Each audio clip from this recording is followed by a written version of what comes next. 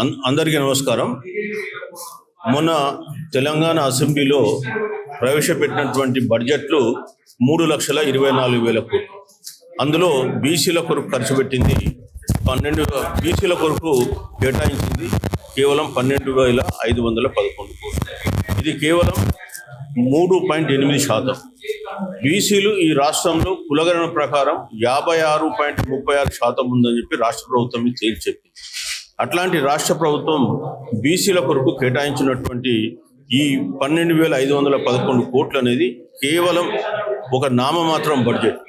కేటాయించడం ఒక ఎత్తు అయితే ఖర్చు పెట్టడం ఇంకొక ఎత్తు. గత 2 సంవత్సరాల్లో చూసినట్టయితే ఈ రాష్ట్ర ప్రభుత్వం బీసీల కొరకు 20,605 కోట్లు ప్రవేశపెట్టి ఖర్చు పెట్టింది 5,500 కోట్లు. అంటే ఖర్చు ఎంత చేసినారు? లాస్ట్కి వచ్చేస్తే ఖర్చు 27% ఖర్చు పెట్టింది. మరి బడ్జెట్లనేమో మీరు 88% ఖర్చు పెట్టుకున్నారు, బీసీలకు వచ్చేస్తే 27% ఖర్చు పెట్టింది. మరి మా బడ్జెట్లోనే ఎందుకు కోతలు పెడుతున్నారు? మిగతా వాళ్ళ బడ్జెట్లలో ఎందుకు కోతలు వస్తలేవు?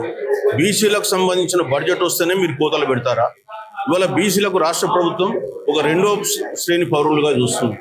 ఒకవైపు మీకు బడ్జెట్లో బీసీలకు సంబంధించి ఆర్థికపరమైన అభివృద్ధికి కార్పొరేషన్లకు ₹1 ఇవ్వరు. ఎంబీసీ కార్పొరేషన్లను పెట్టిండ్రు. గత 2 సంవత్సరాల్లో 801 కోట్లు ఇచ్చిండ్రు, రిలీజ్ ₹1 చేయలేదు. అట్లనే బీసీ కార్పొరేషన్కు ₹1 రిలీజ్ చేయలేదు. తర్వాత ఇంకా మిగతా 19 కార్పొరేషన్లలో ఒక్క గీతా కార్పొరేషన్కు నిన్ననే ఒక 17 కోట్లు రిలీజ్ చేసినట్టు తెలిసింది. వాళ్ళకు కూడా నిన్నటి వరకు రాలేదు. మరి అట్లాంటప్పుడు ఈ కార్పొరేషన్లు ఎందుకు పెడుతుండ్రు?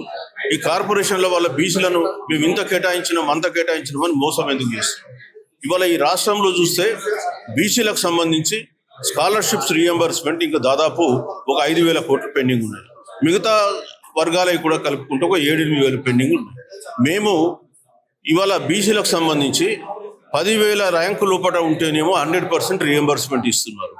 10,000 దాటితే వాళ్ళు 35,000 ప్రభుత్వం ఇస్తుంది, మిగతాది వాళ్ళ జేబు నుంచి వాళ్ళు వేసుకోవాలి. కానీ ఎస్సీ ఎస్టీలు 100% ప్రభుత్వం రీఎంబర్స్మెంట్ ఇస్తుంది. అదేవిధంగా బీసీలలో ఉన్న ముస్లిం మైనార్టీకైనా దూదేకుల వాళ్ళకు కూడా 100% మైనారిటీ కార్పొరేషన్ ద్వారా వస్తుంది. క్రిస్టియన్స్కి కూడా మైనారిటీ కార్పొరేషన్ ద్వారా 100% రీఎంబర్స్మెంట్ వస్తుంది. కేవలం హిందూ బీసీలకు మాత్రమే 100% రీఎంబర్స్మెంట్ ఇస్తలేదు. ఎందుకు బీసీల పైన ఈ వివక్షత? అట్లనే బీసీ పిల్లలు వేరే స్టేట్లకు వెళ్ళి చదువుకుంటే వాళ్ళకు అసలు మీరు ట్యూషన్ ఫీ రీఎంబర్స్మెంట్ ఇస్తలే. ఇది ఎక్కడ అన్యాయం?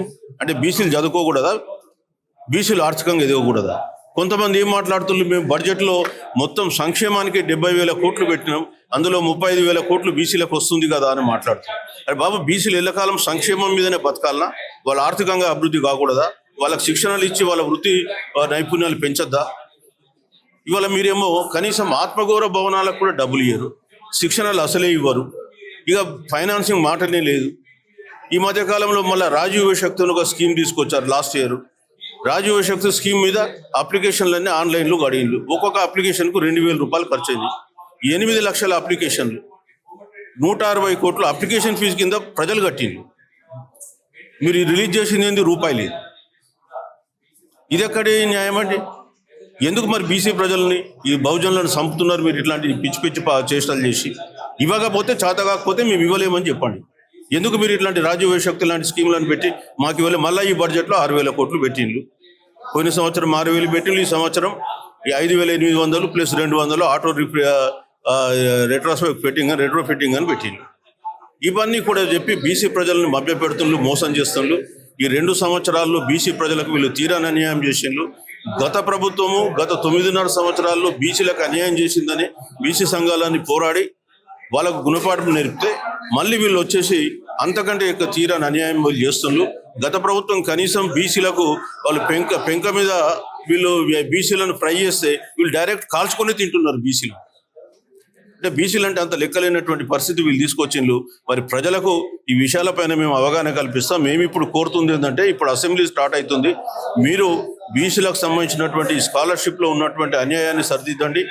ఇవాళ ఈ సంవత్సరం మీరు 3,500 కోట్లు ఖర్చు పెట్టిండ్రు, మాకు ఇంకా 9,700 కోట్లు మీ అలాట్మెంట్ ప్రకారం రావాలి. ఈ వారం రోజులలో ఈ 9,700 కోట్లు మాకు రిలీజ్ చేయండి. బడ్జెట్లో మీరు ఏదైతే 12,511 కోట్లు పెట్టిందో దాన్ని 50,000 కోట్లకు పెంచండి. అసలు మళ్ళీ తీర్మానాల ద్వారా బీసీ సప్లాన్ కూడా మీరు పెట్టండి. ఇవన్నీ కూడా మేము కోరుతున్నాం. లేనట్లయితే రాష్ట్ర వ్యాప్తంగా మేము యాత్రలు చేస్తాం. బీసీలకు జరుగుతున్నటువంటి అన్యాయం గురించి తెలియజేస్తాం.